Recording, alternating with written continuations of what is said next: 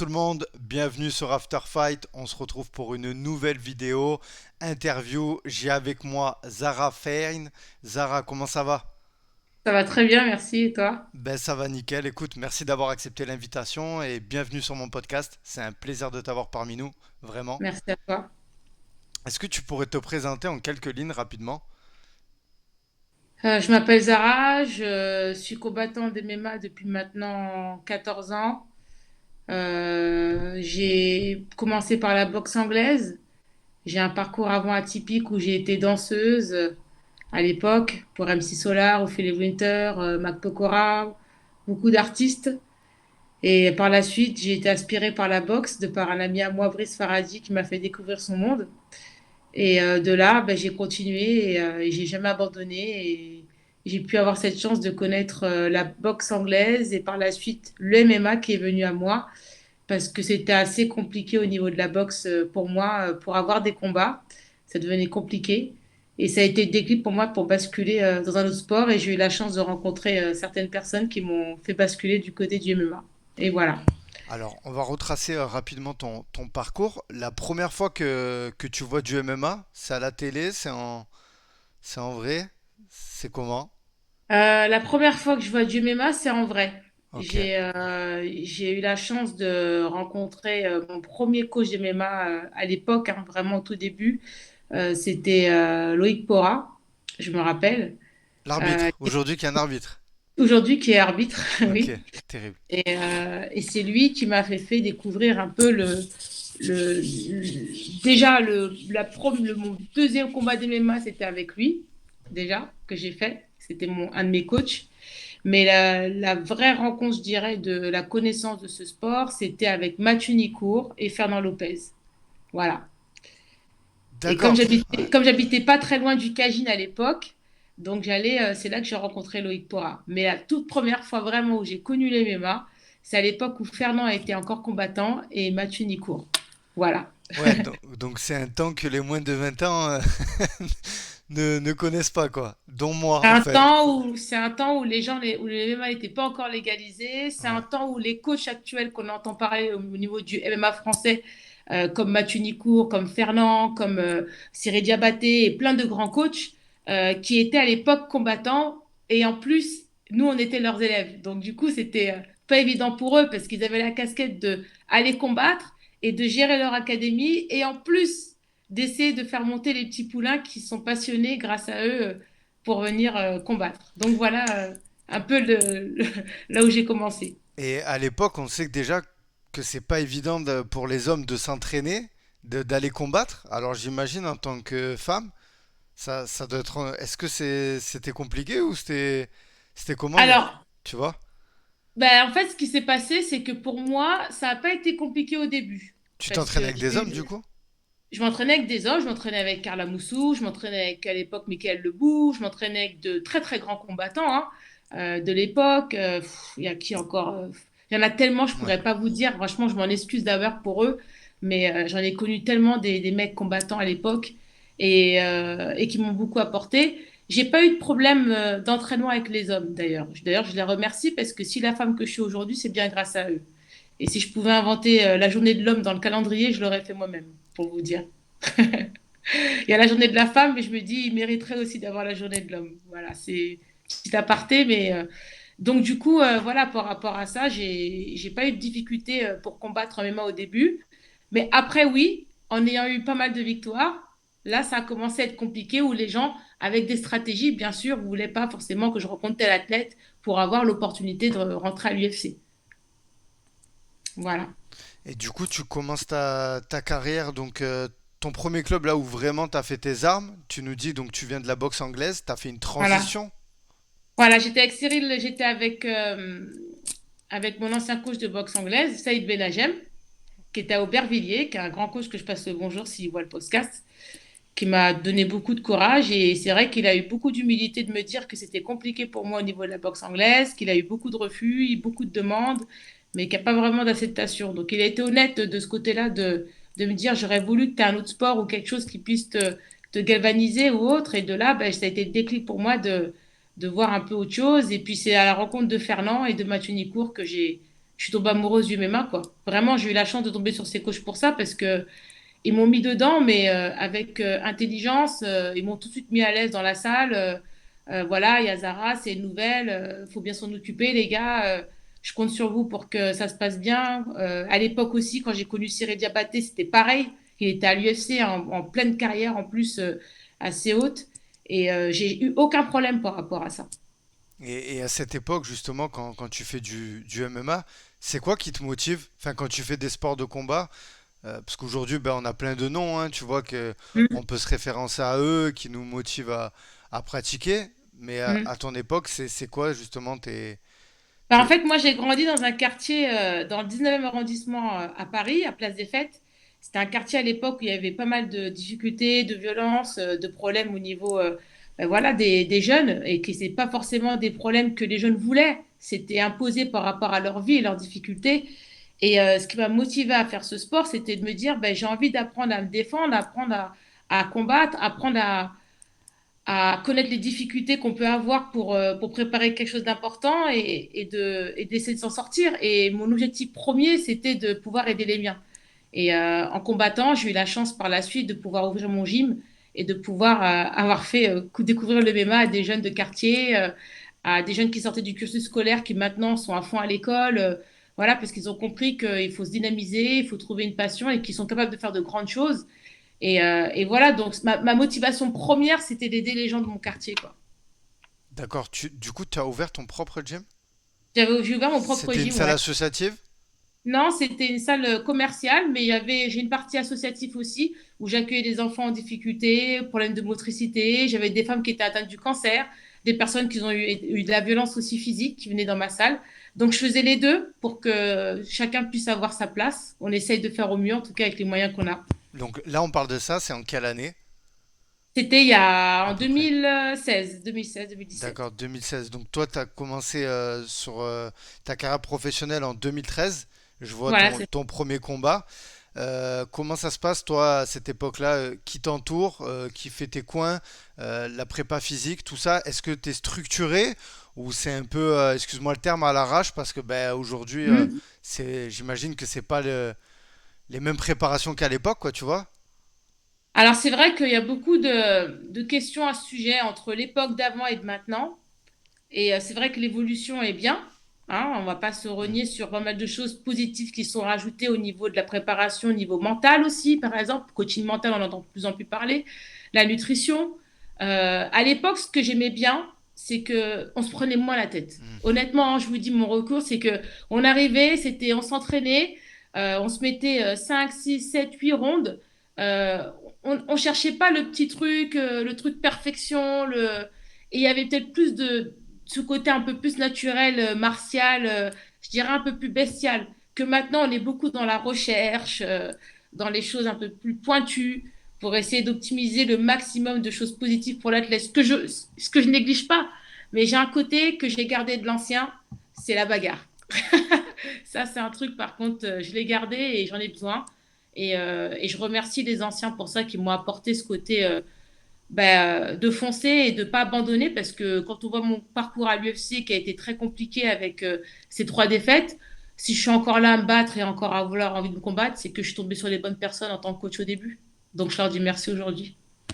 Ben, justement, on va y venir à que tu es signé à l'UFC. Du coup, aujourd'hui, tu as quand même un bilan de 6 victoires et 5 défaites. Là, t'es à l'UFC, donc tu as signé à l'UFC. C'était sur la carte en 2019, sur la carte de Ouais. Whittaker Adesanya, donc Ouais. belle carte. Déjà, euh, quand on te dit tu vas signer à l'UFC, toi à l'époque, c'était un objectif pour toi d'aller à l'UFC. Et je tiens à préciser, tu es la première combattante française à signer à l'UFC. Ouais. Voilà. C'est vrai. Ça, c'est quand même une perf. Malheureusement, voilà, c'est des défaites, mais c'est pas facile d'y arriver déjà. Et toi, à l'époque, c'était un objectif pour toi d'y rentrer? Bah, déjà, à l'époque, c'était pas évident parce que Mm. pour rentrer à l'UFC, quand le MMA n'est pas légalisé dans le pays, il fallait que l'UFC soit intéressé des athlètes français, en plus féminine. Donc, c'était pas très, très facile. Mais pour moi, ça, c'était pas forcément. une je vais dire ça avec sincérité, et je veux pas que ce soit pris comme quelque chose d'égo ou quoi que ce soit, mais honnêtement, je savais que j'allais rentrer à l'UFC. C'est-à-dire que moi, je suis une personne, quand j'ai quelque chose en tête, je suis comme ça, je fonce, et si je fonce, je sais que j'ai les capacités et je vais le faire. Et je me rappelle, la première personne à qui j'ai dit que je voudrais être à l'UFC, et le premier exemple qu'il a été pour moi, c'était Cyril Diabaté, à la Snake Team. Et je le voyais se préparer à ses combats, j'ai eu cet honneur de pouvoir le voir s'entraîner, de voir un peu gérer sa salle, rester tard le soir. Et d'ailleurs, je le remercie parce que c'est le premier combattant qui m'a laissé faire les premiers cours féminins de MMA dans son académie à l'époque. Donc, grâce à lui, j'ai pu donner des cours de MMA aussi. Donc, ça a été une découverte aussi pour moi en tant que coach. Mais je me revois encore lui dire, Cyril, je vais être à l'UFC un jour. Et lui, il m'a dit, mais Zara, j'en doute pas. Mais je veux pas que tu penses que je pense pas que tu peux y arriver. Mais tu sais, tu es une fille. Et déjà, pour nous, les garçons, ça a été compliqué, l'UFC. Mais je ne vais pas te dire non, parce que je sais que tu es capable. Tu m'as montré, tu tournes avec les mecs ici, les poids lourds, n'importe qui, tu tournes avec tout le monde. Donc je sais que tu peux. Et je lui ai dit, Cyril, je serai à l'UFC. Et quand je lui ai dit, je l'ai fait, tout simplement. Et tu t'es entouré à l'époque, parce que faut remettre dans le contexte, à l'époque où tu dis ça, c'était en quelle année? Je veux dire, aujourd'hui. J'avais, franchement, à la Snake Team, j'ai été en 2000, 2010, 2011. Ouais, donc Ouais, par là à peu quand tu près. tenais ces propos, je veux dire, aujourd'hui encore qu'une combattante, elle le dise, on la croit un peu plus qu'à cette époque-là où personne n'y était à l'UFC, voilà, comme il l'a dit, Bah, à Cyril. l'époque, il n'y a personne qui me croyait, hein. Quand Ouais. j'en parlais aux gens, c'est personne, les gens me prenaient pour une folle, hein. J'en ai même carrément un qui m'a dit, non, mais tu n'es pas une boxeuse pro, tu rentres pas dans ma salle. Tu viens pas t'entraîner. Donc, et je leur en veux pas, ces gens-là, Mm. aujourd'hui. Je leur dis merci parce que ils n'ont pas cru en moi, mais moi, du coup, ça a été un booster de leur dire, ben, je vais vous montrer au final que vous avez tort. Et je savais que j'allais rentrer à l'UFC parce que qu'est-ce qu'on demande au final? C'est des combats, c'est des victoires, c'est de s'entraîner, c'est de gagner des personnes stratégiques. À l'époque, les organisations les plus cotées, c'était le Cash Warrior qui existe toujours, et il y avait le BAMA. Ouais, où t'as Voilà, c'était été, ouais. vraiment le gros, où à l'époque, il y avait moi, Tom Duquesnoy, et pas mal d'athlètes qui étaient là-bas. Et du coup, ben voilà, il fallait, dès qu'on allait à l'étranger, prendre ses victoires. Et grâce à des personnes et des grands coachs du MMA français aujourd'hui, j'ai pu y accéder, j'ai pu y arriver. Et pour moi, c'était la logique ultime d'arriver à l'UFC. Pour moi, c'est pour ça que je vous dis, c'était pas, j'étais heureuse, contente d'avoir accompli parce que j'ai réussi à accomplir ce que j'avais dit, mais c'était pas une surprise pour moi en tout cas. Et donc, Voilà, c'est ce que je veux dire. et donc tu rentres à l'UFC, trois combats, donc malheureusement trois défaites. Bon, ça a été des guerres, hein. Je pense c'est ce qui fait que l'UFC te garde aussi. Et toi aujourd'hui, quel est ton état d'esprit et comment tu vas appréhender le prochain combat? Et est-ce que tu as un peu cette épée Damoclès qui se dit, bon ben là, j'ai pas le droit à l'erreur? Est-ce que depuis que tu as perdu, à chaque combat, de toute façon, je pense un combattant, il doit se dire ça à l'UFC, non? On n'a pas cette crainte qu'en cas de Après, je défaite. pense que chaque combattant a son histoire avec l'UFC. Il y en a vu des combattants qui ont fait un combat, qui n'ont pas été renouvelés. On a vu des Hmm. combattants qui ont eu des victoires super. On n'a pas compris pourquoi leurs contrats ont été arrêtés. On a eu des combattants qui ont eu des échecs et qu'après ils ont pu rebondir et puis ils ont pu avoir des renouvellements. Je pense que l'UFC, euh, c'est vrai qu'on entend beaucoup de choses négatives sur parfois la gestion de l'athlète et tout ça. Mais en tout cas, en ce qui me concerne, je les remercie sur une chose, c'est qu'ils n'ont pas rigolé avec moi. Ils m'ont donné du challenge dès le départ. Premier combat UFC, je suis en carte de main event. Je ne sais pas si vous vous rendez compte, en Australie, premier combat MMA, je suis en carte de main event avec Megan Anderson. Donc c'est la main carte quand même. C'était Adesanya qui était en main event. Et moi, je suis sur la carte principale quand même. Donc pour un premier combat, je me dis, OK, l'accueil est là. Deuxième combat, potentiel pour pouvoir combattre pour le titre à l'époque face à Amanda Nunes, c'était Felicia Spencer ou Megan Anderson ou moi, celle qui gagnait le combat. Donc ça veut dire que même après une défaite, l'UFC m'a quand même lancé sur le rooster de dire on va voir ce que ça donne avec pour la suite. Donc encore une fois, j'aurais pu passer peut-être ce cap d'aller chercher un titre.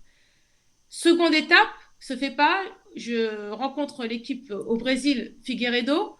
Je combats au Brésil, pays d'origine de mes parents, de ma mère en tout cas. et je combats au Brésil. Donc, l'UFC a une stratégie, je dirais, avec moi, qui a été pour moi positif, où ils m'ont mis dans le rooster tout de suite avec tout de suite à l'américaine, quoi, du challenge. J'ai eu cette chance de pouvoir l'avoir directement. Il y en a qui ont challenge qui vient après, quand ils ont des. Il y en a qui gagnent beaucoup de combats, et d'un coup, ah, il y a le challenge qui arrive. Et là, c'est le challenge ultime qui va dire qui t'es. Moi, dès le départ, on m'a mis dans le rouge, dans des challenges vraiment hauts. Je les ai faits, je les ai assumés. Dans la vie, on gagne, on perd, mais une chose est sûre, c'est que ces défaites ont été constructives pour moi mentalement. Elles m'ont permis de changer sur beaucoup de choses. J'ai eu beaucoup de progrès que j'ai pas pu démontrer à mon dernier combat, mais en tout cas, voilà, je suis motivée pour la suite. Et au niveau de l'épée Damoclès, je pense que il faut avoir la foi. Chacun est différent. L'UFC, c'est une industrie, mais la foi, c'est au-dessus. Donc, j'ai foi en moi, j'ai foi en mes capacités. Je suis quelqu'un de croyant, très spirituel. Et si j'écoutais les gens que j'entends autour de moi, j'aurais dû ne plus être à l'UFC depuis mon premier combat. Et aujourd'hui, je suis encore là. Je combats en France devant ma famille, mes enfants. C'est une fierté pour moi de pouvoir combattre en France, enfin, et de pouvoir véhiculer le MMA. C'est surtout ça le message que je veux porter à travers ce combat, c'est de dire que on peut y arriver, que si moi j'ai réussi à y arriver à l'époque où c'était encore plus compliqué pour les femmes d'y accéder, tout est possible. Preuve en est que derrière moi, il y a eu d'autres combattantes qui font des résultats et des performances incroyables comme Manon Furio, que je salue. Et voilà, tout est possible. Et aujourd'hui, on a une femme qui est la plus proche aujourd'hui d'avoir la ceinture UFC, qui est Manon, où je suis hyper fière. Donc, comme quoi, voilà, je ne regrette pas d'avoir fait autant de parcours pour en arriver là, parce que ça a ouvert quelque part des portes aussi. Bien sûr. Et justement, t'as jamais combattu en France Non, Non, voilà, ça va être la première fois. Donc, bon, tu c'est me la l'as dit. première. Voilà, il y a eu des petits soucis médicaux sur le dernier UFC Paris. L'UFC avait prévu de te mettre. Voilà. Oui, Donc là, ils renouvellent. Justement, je fais afficher la carte donc face à Kowan. oui, Tu peux nous parler un peu de cette combattante? Il me semble qu'il y a un changement de catégorie, non? Est-ce que c'est venant de... ouais. Voilà. C'est deux... En fait, c'est une combattante qui fait les deux KT, hein. Elle fait featherweight aussi bien que Batam. Elle a fait les contenders. Voilà, c'est une combattante qui a une bonne expérience du MMA au niveau amateur, pro aussi un petit peu. Elle a un style assez un petit peu hybride, un peu lutte, un peu pied-point.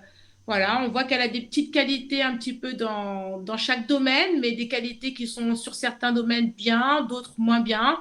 Voilà, les coachs, ils ont fait une analyse assez spécifique sur elle et ce qui est intéressant. Et voilà, on travaille pour, on fait ce qu'il faut et on va aller chercher cette première victoire en France. Et pour vous dire, quand je vous parlais deux fois, c'est que le miracle, c'est de ramener cette victoire dans mon pays, cette première, et de continuer la suite. Et puis au final, première victoire en France, première victoire dans une nouvelle catégorie. Ça veut dire encore une première et nouvelle histoire avec l'UFC. Donc, comme je vous parlais deux fois, je vous dis qu'il n'y a pas d'épée Damoclès, il n'y a qu'une suite réelle à avoir. Il faut foncer, il faut tout se donner et tout va bien se passer. le training camp a commencé du coup? Oui, ça y est, ça a bien Tu commencé. peux nous parler un peu avec tes coachs, qui sont tes coachs, avec qui, comment ça se passe une journée type avec Zara là actuellement, c'est comment? Là, en ce moment, je suis entre 4 et 5 trainings par jour, honnêtement. Très spécifique. Donc, c'est vrai que les gens, ils se disent, oh, 4 5 c'est énorme, c'est du n'importe quoi. Mais non, c'est bien travaillé, c'est bien spécifique. Il y a des horaires, j'ai des timings de sieste bien pointus.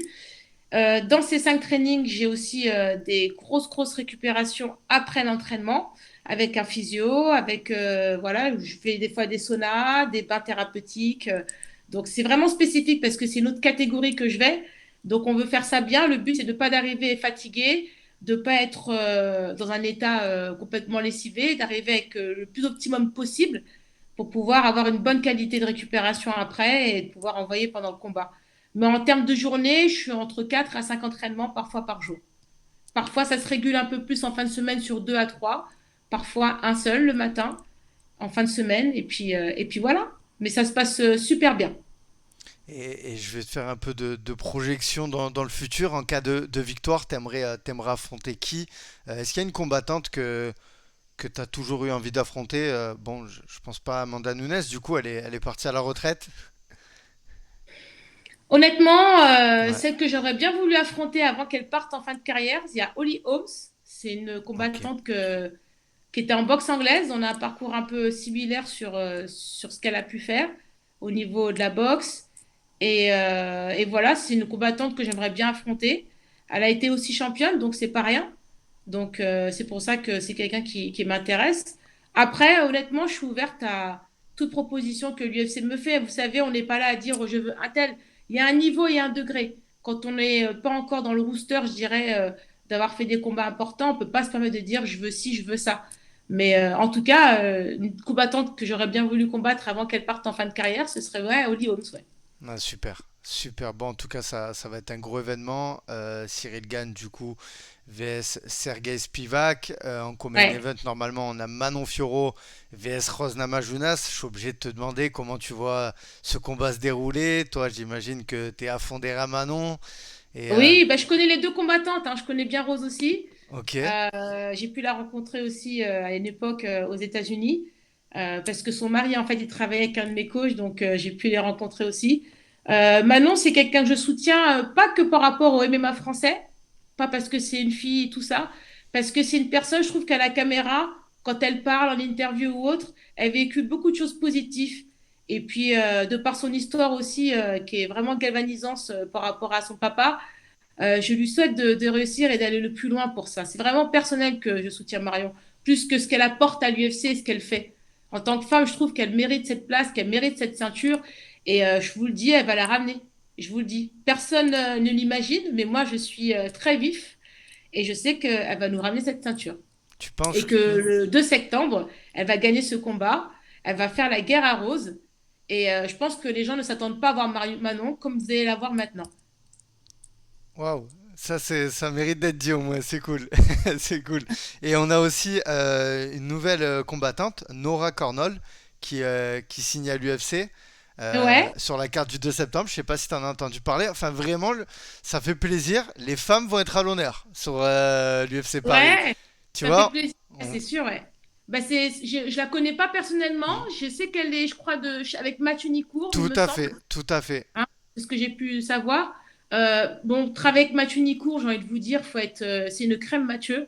Donc, je pense que s'il l'a amené jusque-là et qu'il est avec elle, c'est que c'est une fille aussi qui a de grosses qualités niveau humain.